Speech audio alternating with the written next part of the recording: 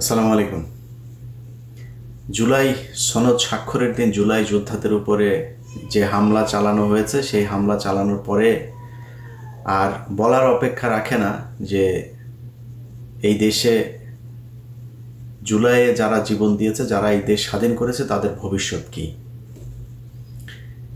সামনের সারিতে যারা বসেছিল যে জুলাইয়ের এই যে যোদ্ধাদেরকে এইভাবে পেটায় নির্মমভাবে নির্যাতন করে তারপরে পুলিশ করলো, সামনে কারা বসেছিল একটু চেহারাগুলো দেখার জন্য অনুষ্ঠানটা দেখলাম। বেশিরভাগ চিনি না। এমনকি যেই সব মানুষগুলো ধরেন 5 তারিখের পরপর আপনাদের প্রথম আমি বলেছিলাম যে এই সরকারটা আসলে ঠিক জায়গা থেকে সিলেকশন হয় নাই। এটা ওয়াকার, প্রথম আলো, ডেইলি স্টার, ভারত, তাদের সিলেকশনের মাধ্যমে এটা একটা বানানো হয়েছে এবং আসিফ নজরুল এটার মূল নিয়ন্ত্রণে। তার জন্য এই সরকার চাইলেও, ভালো যারা আছে তারা চাইলেও কিছু করতে পারবে না। ভালো তো নাই, এমনিতেই নাই। এক ডক্টর মোহাম্মদ ইউনুস, উনি তো আসলে এই 2 দিন যদি প্লেনে না ওঠে ওনার গুড়া কৃমিয়ে কামড়ায়। উনি তো এমনি ওনার বিদেশে থেকে ওনার অভ্যাস ছিল, হোটেলে থাকতো, ওনার ঘরে থাকতেও মনে হয় ভাল লাগে না। তো আর বাদ বাকি যেগুলো আছে ওনার পারিবারিক আত্মীয় স্বজন, শ্বশুরবাড়ির লোকজন, ওনার গ্রামীণ ব্যাংকের লোকজন, এগুলোর মিলায় একটা পারিবারিক সরকার, এনজিও সরকার বানায় তারপরে উনি দেশ পরিচালনা করছেন। আপনাদেরকে তো বলেছিলাম, তাই না? বলার পরে আপনারা কি করলেন? আপনারা বীরের মতো আমার বিরুদ্ধে ফেসবুকে পোস্ট করলেন আসিফ নজরুলের পক্ষে। আসিফ নজরুল আপনাদের আব্বা লাগে, আব্বার বাম্বু খাইতে এখন কেমন লাগে? আজকে যদি এই উপদেষ্টা পরিষদটাকে আপনি দেখেন তো কাদের এই 15 বছর আপনি হাঁচি কাশি দিয়েছে এরকম কোনো মানুষ আছে নাকি? লোক ছিল না দেশে? এই যে সাকিব আলী, তার ছেলেকে পর্যন্ত নির্যাতন করেছে শুধুমাত্র ডক্টর কনক সারোয়ারের এই টক শোতে আসার জন্য। প্রফেসর স্যার শহীদুজ্জামান স্যার দেখেন নাই চোখে? হাসিনুর রহমান ওনারে বসাইতে পারতেন না? ওই হাসান নাসের বসাইতে পারতেন না? কারোরে বসান নেই। আপনারা রাষ্ট্রপতিকে রেখে দিয়েছেন। আপনাদের সংবিধান সমুন্নত রাখতে হবে। আপনারা সেই সংবিধান সমুন্নত রেখে তারপর রাষ্ট্রপতিকে রেখে করবেন। বিপ্লবী সরকার করা যাবে না। কারণ হাসিনা যে পালাবে এই ঘটনা তো ওই দিনই 5 তারিখে হয়নি যে এখন এক একজন এক এক রকমের কথাবার্তা বলে। ভাই, আমি 19-20 তারিখে আমি ভিডিও বানাই নাই, শেখ হাসিনা দেশে নাই, আমি গাইবি আওয়াজ দিই নাই, তো শুনেছি সে চলে যাচ্ছে। তো এই আলোচনা ভিতরে হচ্ছিল, এটা নিয়ে একটা সেকেন্ড বি প্ল্যান সি কি হবে সেগুলো নিয়ে তাদের ভিতরে পুরো তারা ঠিকঠাক। হঠাৎ করে জাম করে আসা 5 তারিখের 2 দিন আগে মোস্তফা সরোয়ার ফারুকী রাস্তায় নেমে গেল, যে কিনা সারা বছর হাসিনার আর মুজিবের গুণগান গাইল, হঠাৎ করে চলে আসলো। আপনার এমনিতেই মনে হয় এগুলো খুব অর্গানাইজড ওয়েতে করা হয়েছে। আপনারা কিছুই করেন নাই। আমাদেরকে এখন বলা হয় দেশে আসি না কেন। এক চান্দাবাজের এক ভিডিও পাঠাইলো একজন, এটা তো জাস্ট টাইম ওয়েস্ট এগুলোতে দেখা। ভিডিও পাঠাইলো, ভাই একটু দেখেন। চান্দাবাজ কয় যে আমরা তো দেশে গিয়েছিলাম, তোরা এত দেশপ্রেমিক হইলে তুই দেশে যা চান্দা নিয়ে আসছিস। আমি ইলিয়াস এইখানে বসে থেকে তোর বিডিআর বাপদেরকে যা জিজ্ঞেস করিস যে ইলিয়াস কয়জনকে ছাড়িয়েছে, তোর আলেম বাপদেরকে যা জিজ্ঞেস করিস, সবশেষ শফিউর রহমান ফারাবিরে যা জিজ্ঞেস করিস তোর বাপের অবদান কী ছিল, অ্যাটর্নি জেনারেলকে যা জিজ্ঞেস করিস যে তোর এই বাপ কতবার অ্যাটর্নি জেনারেলের হাত পা চেপে ধরেছে যে ভাই এটার একটু শুনানিটা আগায় দেন, যা জিজ্ঞেস করা। তোর বাপ এখানে বসে এগুলো করেছে। তোর বাপ দেশে গেলে এগুলি করতে পারবে না, এই কারণে দেশে যায় না। আর তোরা দেশে গেছিস, তোদের সমস্যা নাই তো? আজ পর্যন্ত বলছিস নাকি তোরা ডিজিএফআইয়ের ভাতা খায়া তারপরে তোরা কথা বলিস? টাকা পয়সার সমস্যা আছে, এই দিন থাইল্যান্ড, ওই দিন সিঙ্গাপুর, টাকা পাইস কই? তোর বাপের জমিদারি আছে, চোরের বাচ্চা। এগুলি আমরা বুঝি না কিছু, ওরা এসে আমাদের বোঝায়।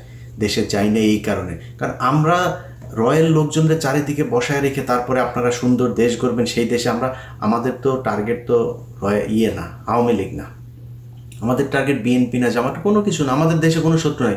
আমার শত্রু ইসকন, আমার শত্রু ইন্ডিয়ার লোকজনদের সেট আপ করে সুন্দর করে আপনি বসায় রেখে তারপরে দেশ পরিচালনা করবেন, সেই দেশে আমরা যাব। এই দেশ পরিষ্কার না করা পর্যন্ত এই দেশ আমাদের জন্য জীবনে কোনো দিন এখানে কোনো কাজ করতে পারবো?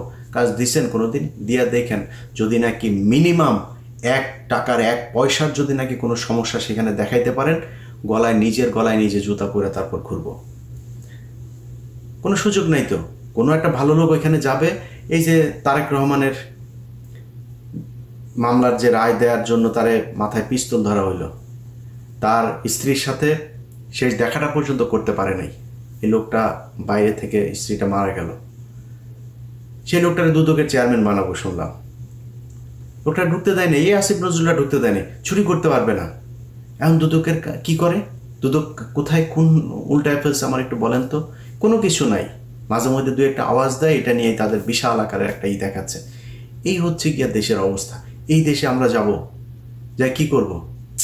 এখানে যা চাঁদাবাজি করব তোদের মতো? তো ওরা এগুলি বলে মাঝে মধ্যে। এখন যাই হোক, এগুলি তো আর সবার কথার জবাব দেওয়ার সুযোগও নাই, সময়ও নাই।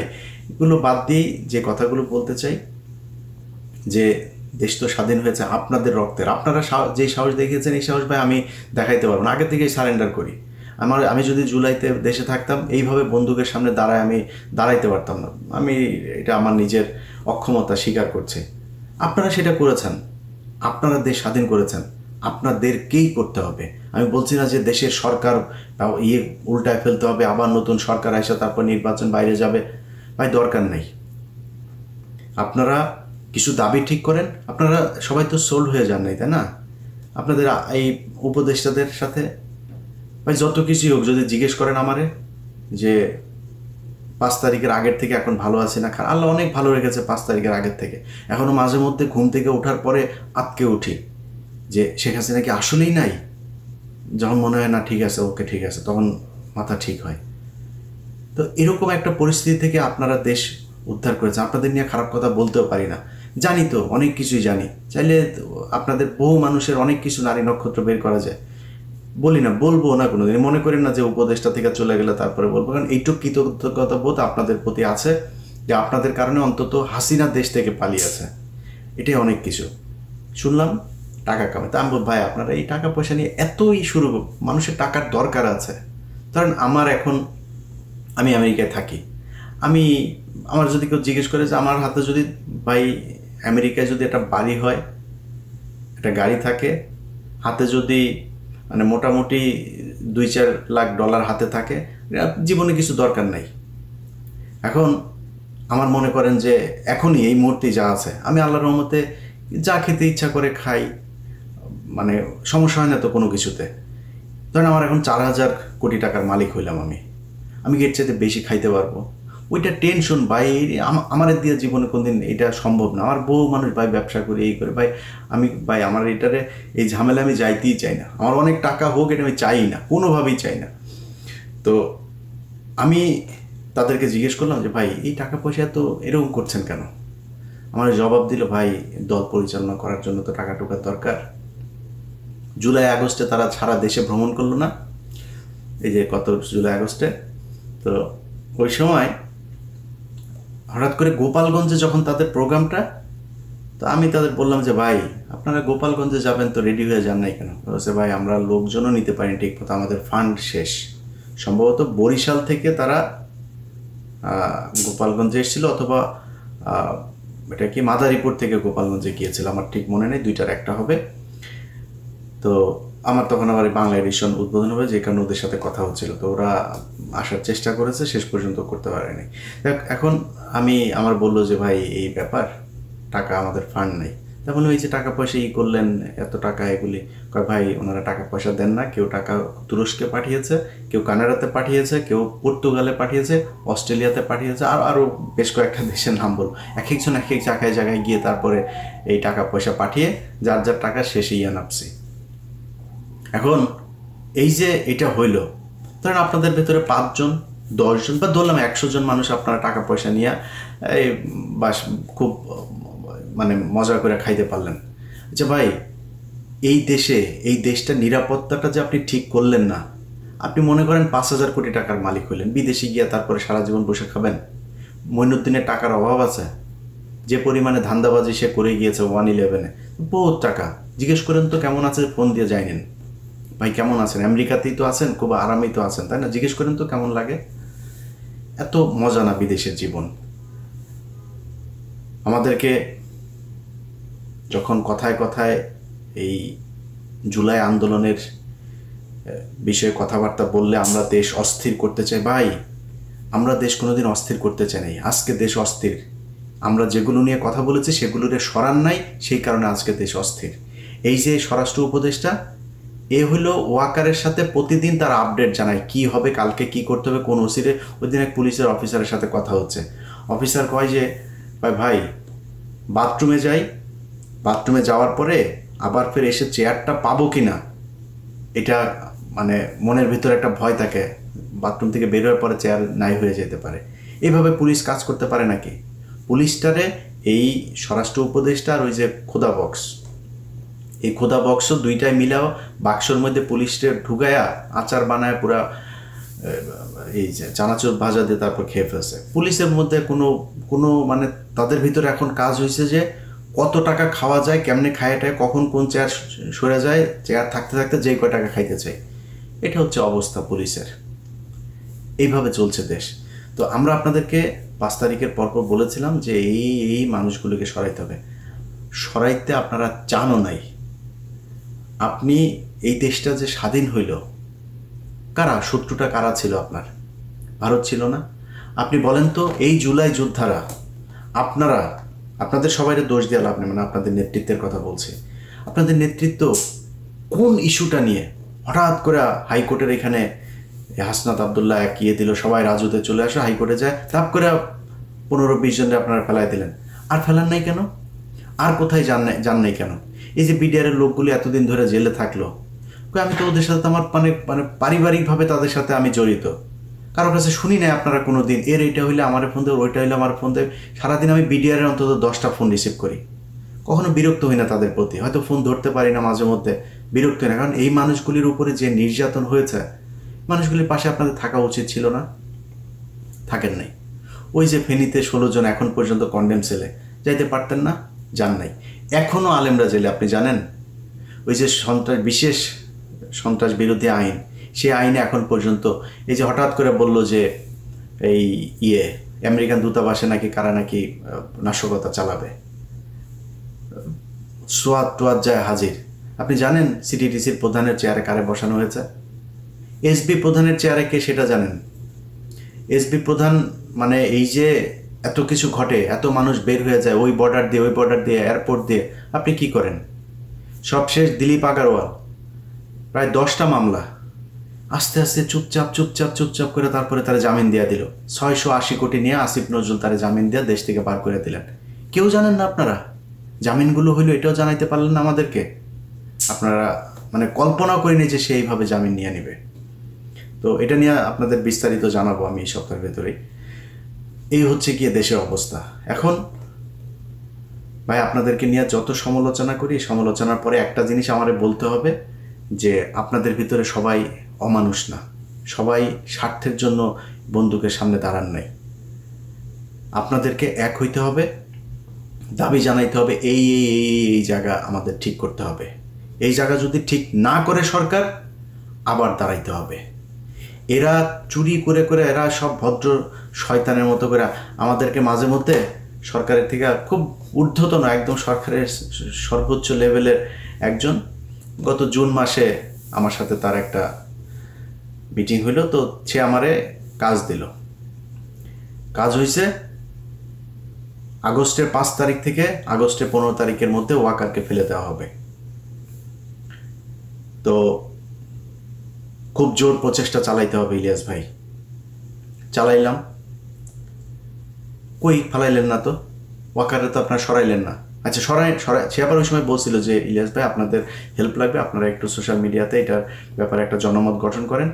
ওয়াকারের ব্যাপারে জনমত গঠন করা শেষ, ওয়াকারে আপনারা ফেলতে হবে। সে বলছিল যে অনেক ইফ বাট এগুলো থাকবে, এটা করা যাবে কিনা, বাট একটা চেষ্টা তারা করেছিল, করতে পারেন নাই। আচ্ছা, ধরেন আমি সেনা প্রধানকে সরানো খুব কঠিন।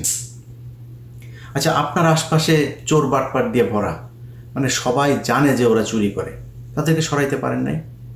আমার একটা দেশ বলেন তো, মিডিল ইস্টের এই দেশের মানুষগুলোই তো কষ্ট করে, এদের কারণে এই যে আপনি এখন রিজার্ভ না, শহরের বাচ্চারা তোরা সব কটা টাকা করছিস, পাচার করছিস। এই গত 1 বছরে শেখ হাসিনার সময়ের যে কোনো সময়ের চাইতে বেশি টাকা পাচার হয়েছে গত 1 বছরে। তোরা যে পাচার, এই যে সবশেষ দিলীপ আগারওয়ালার যে টাকা পাচার হইলো না, এই টাকাও পাচার করেছে আমাদের চুয়াডাঙ্গার টরিক। ওর মাধ্যমে ওর সিঙ্গাপুরের ব্যবসা ট্যাবসা ওগুলি দেখায়, ওইখানে টাকা ভাগাভাগি হয়েছে। পাচার করলি, প্রতিটা উপদেষ্টা টাকা পাচার করেছে। ওরা কয় আমাদের সেফ এক্সিট লাগবে না। সেফ এক্সিট, তোরা সেফ এক্সিট কই নিয়ে দিবে? তুই কই যাবি? ডিম একজনের মাথার উপরে তো গেছে, দেখছিস না? ডিম পিছন দিয়া নিচে দিয়া ঢুকানো হবে। কই যাবি তোরা? কই আসবি? পৃথিবীর কোন দেশে যাবি? বিএনপি পেটাবে, আওয়ামী লীগ পেটাবে, শিবির পেটাবে, এই জুলাই আন্দোলনের এরা পেটাবে, সাধারণ মানুষ পেটাবে, জেনে যাবেন ডিম ঢুকানো হবে ওইখানে। সেফ এক্সিট মারাইতে আর শেষ।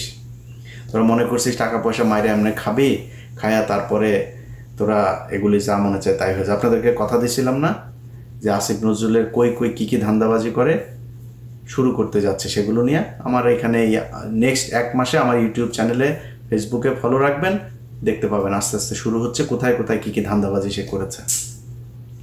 তো এই এদেরকে নিয়ে আপনারা যারা জুলাই আন্দোলনে নেতৃত্ব দিয়েছেন, যারা যুদ্ধ করেছেন, আহত হয়েছেন, আপনাদের কাছে অনুরোধ থাকবে আপনারা এখন আলাদা আলাদা না, এই মঞ্চ ওই মঞ্চ, এত মঞ্চ রঞ্চ না ভাই, এক জায়গায় এক হইতে হবে, বলতে হবে যে আমাদের এই এই নেতৃত্বের এই সমস্যা, এরা এই কাজ করে না, আমরা যেটার জন্য দেশ স্বাধীন হয়েছে সেই কাজগুলো এ করে না, বাদ ওগুলি আপনারা করেন নতুন করে। আপনারা কি জানেন যে এনসিপি, বিএনপি এবং জামাতের, আমি নাম ধরে বলতে পারি, কয়েকজন একদম মানে শুধুমাত্র তারা ইটা দিতে হবে, ওই নমিনেশন দিতে হবে, তার আসন ছেড়ে দিতে হবে, এরকম এই পর্যন্ত আমি 7 জনের তালিকা পেয়েছি। আরও হয়তো বা তাদের 3-4 জন 5 জনকে হয়তো দিবে, সব মিলে সর্বোচ্চ 15 জন হইতে পারে, তাদেরকে দিবে। আপনাদের কথা চিন্তা হবে, তারা এমপি হবে, এমপি হয়ে পরের 5 বছরে তারপরে আরও কিছুদিন খাবে। এই হচ্ছে তাদের মানে উদ্দেশ্য, ভবিষ্যৎ পরিকল্পনা আর কি। আপনাদের পরিকল্পনা যদি সেটা না হয়, নির্বাচনের আগে আপনাদের সেই দাবি জানাইতে হবে। আপনারা জুলাই আন্দোলন করেছেন, আমি যেহেতু ভাই আন্দোলনের সাথে ছিলাম না, আমরা কিছু না, আপনারা করেছেন, আপনারাই সেটার ব্যাপারে বলতে হবে। আপনাদের এখানে কারা কারা ধান্দাবাজি চাঁদাবাজি করছে, যারা জুলাই আন্দোলনের মানে বিরুদ্ধে বিপরীত দিকে গিয়ে দাঁড়িয়েছে, এই মানুষগুলোর ব্যাপারে আপনারা করেন, কথা বলেন, প্রতিবাদ করেন। একটা বড় ধরনের ঝাঁকি না দিলে এই সরকারের মানে হবে না। সেখানে যদি তারা গুলি করবে, গুলি করুক, আপনারা তো গুলি খান, মানে আমি আমার কথা আগে বলে আমার আবার বলবে যে তুই বিদেশে বসে তারপরে করিস, এগুলো আবার আমার আবার বলতে পারে যে না বলে নেবে। আমার এত সাহস নাই, গুলির সামনে দাঁড়াইতে পারবো না আমি ভাই, খুব নিরীহ টাইপের লোক, আমার সাহস নাই, আগে বলে রাখি। যারা দেশে আছেন আপনাদের কি করতে হবে। সো যদি তারা গুলি করে আপনাদেরকে হাসিনা পারছে নাকি রাস্তা থেকে সরাইতে পারে নাই। তো ন্যায্য দাবি এই দেশের প্রতিটা মানুষ আপনাদের সাথে আছে। এই দেশের সব মানুষ এখনো বিক্রি হয়ে যায় নাই, অমানুষ হয়ে যায় নাই। মানুষ চোখের সামনে দেখছে যে এতগুলো মানুষ মারা যাওয়ার পরে একটা দেশ কোথায় যাওয়ার কথা, আর সেই দেশটা যাচ্ছে কোথায়। এখন আওয়ামী লীগ মাঝে মধ্যে বলে, দেখছিস এই সময় আওয়ামী লীগ বলার সুযোগ পায়, দেখ দেশ এই হচ্ছে ওই হচ্ছে, হাসে তারা। তো আওয়ামী লীগের লোকজনের সবশেষ বলে ভিডিওটা শেষ করি। শোন, তোদের জন্ম হয়েছে তোদের বাপের পিছন দিয়া, তোদেরকে কোনো মানুষের পয়দার যে জায়গা আছে, তোদের মানুষ হওয়ার জন্য যা যা প্রয়োজন, ওই মানুষ হওয়ার কোনো ক্যাটাগরির মধ্যে তোরা পড়িস না। তোদের এখন যদি এই দেশ যদি আরও খারাপ হয় না, তো শেখ হাসিনার মতো হইতে পারবে, মানে পৃথিবীর সবচেয়ে খারাপ দেশের মধ্যে যাও শেখ হাসিনা বানাইতে পারবি না, যেই দেশে তার নিজের দেশের সেনাবাহিনীরে একটা ঘরের ভেতরে বন্দি করে রাখে, পুলিশরে বন্দি করে রাখে, আলেমরে বন্দি করে রাখে। সেই দেশ তো নাই এখন, অনেক সমস্যা আছে, ওই জায়গায় যায় নাই, যাইতে দেওয়া হবেও না। ধৈর্য ধর। এই দেশের ভেতরে সব মানুষ বিক্রি হয়ে যায় নাই, সব মানুষের দিয়া ওরা যে অপকর্ম চাঁদাবাজি যেগুলো করছে, এই ধান্দাবাজি করাইতেও পারবে না। যারা আজকে করছে তাদের বিচার এই দেশে হবে, আজকে হোক কালকে হোক। আর ডক্টর ইউনূস যদি বাংলাদেশে ওই জিয়া অরফানেজ ট্রাস্ট এইটার এই দুর্নীতির জন্য যদি নাকি রাষ্ট্রপ্রধান হিসেবে খালেদা জিয়ার বিচার হয়, তোমার বিচারও হবে। তুমি সব চোর বাটপার নিয়ে এনজিওগ্রাম, তোমার পারিবারিক আত্মীয় স্বজন, শ্বশুরবাড়ির লোকজন নিয়ে তারপরে তুমি সরকার চালাবা, আর তোমার উপরে কোনো দায় আসবে না, এগুলো নিয়েও এই দেশে বিচার হইতে পারে। ওই দিনের কথা ভুলে যেও না। এই দেশে বহু ঘটনা ঘটেছে, বহুদিন পরে বিচার হয়েছে। শেখ হাসিনা 15 বছর মনে করেছিল কিছুই হবে না, এখন এখন সেনাবাহিনীর মেজর জেনারেল পলায় যায় রাতের বেলা ওই পেঁয়াজের ওই ফেরত ট্রাকের মধ্যে করে, তারপরে এই চোরে।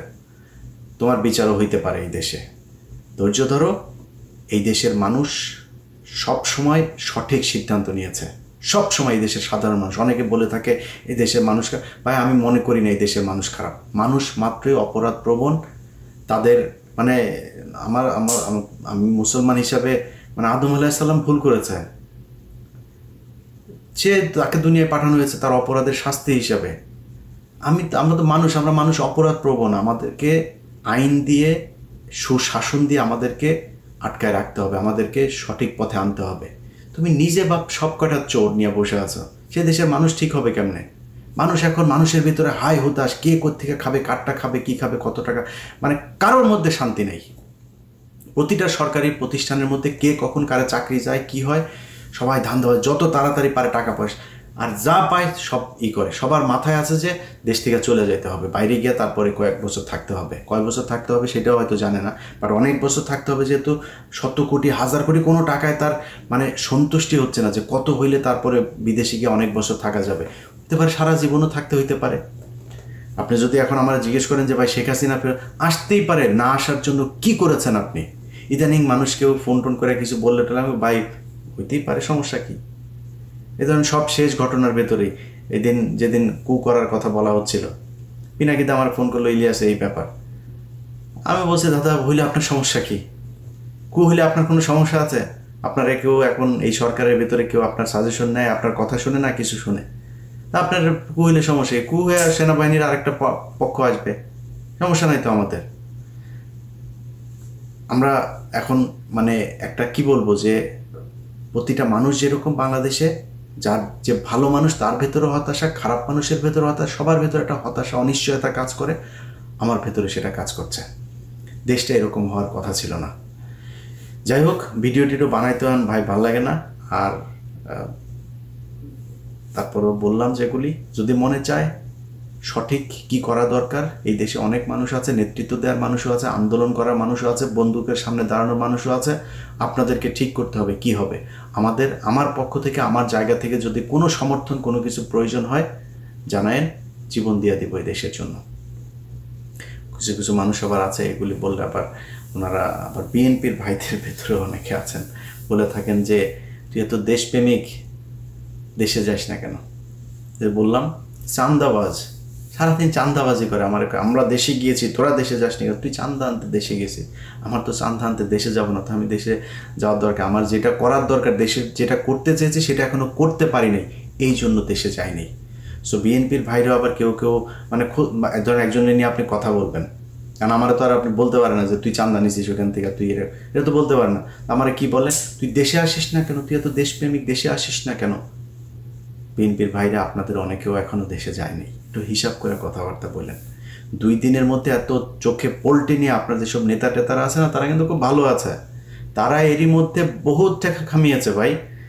এই ছাগলের 3 নাম্বার বাচ্চার মতো পিছনে পিছনে ঘুরবেন, আপনারা এই কয়দিন পরে মার খাবেন, পেটুনি খাবেন, যদি নাকি দেশের কোনো উল্টাপাল্টা কিছু হয়, আল্লাহ না করুক। এত কিছু হয়ে যায় নাই রাতারাতি। আমরা গত 15 বছর পরীক্ষা দিয়ে আসছি। আজকে ইলিয়াস 21 টিভিতে এতদিনে অনেক উপরের পদে থাকতে পারত, তো ইলিয়াস ইটিভি থেকে বের হয়েছে কেন, বাংলাদেশ থেকে বের হতে হয়েছে কেন? যেদিন আপনাদের বিএনপির লোকজন 5 জানুয়ারি কথা বলতে পারে না, ইলিয়াস সেদিন আপনাদের পক্ষে দাঁড়িয়েছিল, এই জন্য ইলিয়াসকে দেশ থেকে চলে আসতে হয়েছে।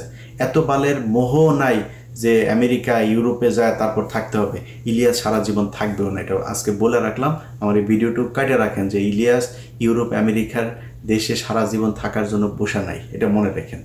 সো আমাদেরকে যখন বলেন যে দেশে আয় এগুলো কথাবার্তা বলার সময় একটু হুশ করে কথা বলবেন।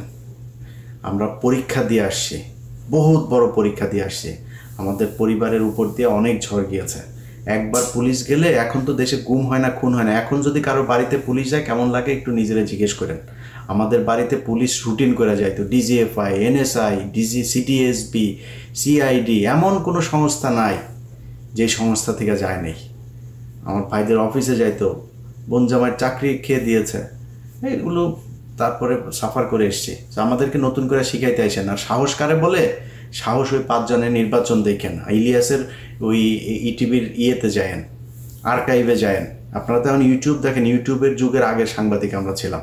ওই আমি কি সাংবাদিকতা করতাম 21-এর চোখের আগেও বহুত আর্কাইভে আছে, ওগুলি দেখে আসেন। ইলিয়াসকে কথা বলার সময় হিসাব করে বললেন। এখানে বহু বিএনপির ভাইদেরকে দেখেছে, আওয়ামী লীগের লোকজন এসে ব্যানার ট্যানার কায়রা ধাক্কায় টাকায় সরাই দিছে। আমরা ভাই বুক ফুলায় এখানে চলছি, কোনোদিন চুপ হয়ে যায়নি। একটা দুইটা না, বহু কিছু করে ফেস করে থাকতে হয়েছে। এখানে জঙ্গি বানিয়েছে, অনেক কিছু বানিয়েছে, এগুলো নিয়েই তারপরেও দেশের কথা বলেছে। অতএব পরীক্ষা নিতে আসেন না, পরীক্ষায় বহু আগে পাশ করে আসছে, ওই পরীক্ষাও নতুন করে নিতে গেলে হবে না। নিজেরা ঠিক হন, দেশটারে ঠিক হইতে দেন। ভাই খাইতে পারবেন, কয়দিন পরে খায়েন, কোনো সমস্যা নাই। আওয়ামী লীগ মুক্ত ইন্ডিয়া মুক্ত করেন। আপনাদের সমস্যা আওয়ামী লীগ ছিল না, আপনাদের সমস্যা ছিল ইন্ডিয়া। খালেদা জিয়া জেলে, হাসিনা জীবনে খালেদা জিয়ার জেলে পাঠাইতো না যদি ইন্ডিয়া না করতো। সাকা চৌধুরীর কোনোদিন হাসিনা দিত না। হাসিনা তো মানে ছিল আপনার, মানে স্বপ্ন ছিল হাসিনার বাপের, হাসিনারে সাকা চৌধুরীর কাছে বিয়ে দিবে। খারাপ সম্পর্ক ছিল না তাদের সাথে। ফাঁসি দিয়েছে ইন্ডিয়া, দিয়েছে জামাতের লোকজনরে দেয় নেই, ইন্ডিয়া ফাঁসি দিয়েছে। তো আপনাদের শত্রুকে এটা চিনেন, এটার জন্য যারা আওয়ামী লীগের হয়ে ইন্ডিয়ার হয়ে কাজ করেছে তাদেরকে সরান প্রশাসনের বিভিন্ন জায়গা থেকে। যদি না সরান, সামনে আরও অনেক বিপদ। এই যে আগুন টাগুন ধরছে, এগুলো ছোটোখাটো বিষয়, পাগল বানায় ফেলবে। আপনি ওই রয়ের ডিজিএফআই দিয়ে, রয়ের ফর্মুলা সব তারা জানে, এগুলো দিয়ে এটা করতে পারবেন না। একটা ভদ্রলোক আছে যে এই সেনাবাহিনীর চিটাগাঙে 24 ব্যাটালিয়নের আপনার কি বলে জিওসি, তো ওই লোকটারে মনে করেন যে মানে আমি জানি না এ আসে কিভাবে ওই জায়গায়। এখনো পর্যন্ত ডিজিএফআই লোকজন যত আকাম কুকাম চিটাগাং কেন্দ্রিক করে, আমার মনে হয় এই লোকের মাথা মতো নষ্ট হয়। ওই লোকটা দেশপ্রেমিক। এই 24-এর আন্দোলনে ওই লোকই প্রথম সেনাবাহিনীর সবচেয়ে জেনারেলদের ভেতরে উনি প্রথম কথা বলেছেন যে না, আমরা এটা করা যাবে না। তো এই টাইপের লোকজন কিছু আছে, এরকম সব জায়গায় চাই যে দেশটা ঠিক হোক, দেশটা ভালো থাকুক। এই ডিজিএফআইয়ের যেই নাটক আগুনের নাটক যা আছে, এগুলো দিয়ে দেশের মানুষের জীবন সম্পদ নষ্ট হওয়া, দেশকে অস্থিতিশীল করে তোলা, নভেম্বরে ডিসেম্বরে তফসিল ঘোষণা হলে সেই কেন্দ্রিক বিভিন্ন ধরনের কাজকর্ম, এগুলো করতে হইলে ভাই ওদেরকে সরাইতে হবে। আমাদেরকে যারা বলেন আমরা অস্থিতিশীল করতে চাই, আমরা দেশকে সত্যি খুব খুব ভালো সব জায়গার মানুষ, আপনি প্রবাসে যারা থাকে, এই যে মিডল ইস্টের মানুষগুলো, তাদের টাকায় এই দেশ চলে, খোঁজ নেন তো যায়। এই মানুষগুলির কাছে জিজ্ঞেস করেন যে একটা মানুষের কোনো পরিবর্তন হয়েছে? একজন মানুষ পাসপোর্ট করতে গেলে আগে যেই ধরনের হ্যাচেল হইতে হয় না, টিকিট সেই টাকা দিয়ে যায় না, যে কয় টাকা দিয়ে সৌদিতে যেত তার চেয়ে কম টাকায় যায়। মালয়েশিয়ার সেই সিন্ডিকেট কিছু হয়েছে কিনা, সেই সিন্ডিকেটের সব কটাকে আসিফ নজরুল করে দিয়েছে, আবার নতুন সিন্ডিকেট, সে আগের মতো, সে একই টাকা খরচ হচ্ছে। কার কি উপকার হয়েছে? এই পুরো দেশের কোন জায়গায়, আমাকে একটা জায়গায় দেখান যে এই জায়গাটাতে কারোর পরিবর্তন হয়েছে? কিচ্ছু হয়নি, যা যেমন ছিল তেমনই চলছে। এইভাবেই দেশ কোনোদিনও আমরা যেটা চাই সেটা হবে না। অতএব যারা মনে করেন অস্থিতিশীল, আপনারা যারা কিনা এদেরকে বসিয়ে রেখেছেন, তাদেরকে কোশ্চেন করেন কারা অস্থিতিশীল করতে চায়। যাই হোক, সবাই ভালো থাকেন, আল্লাহ হাফেজ।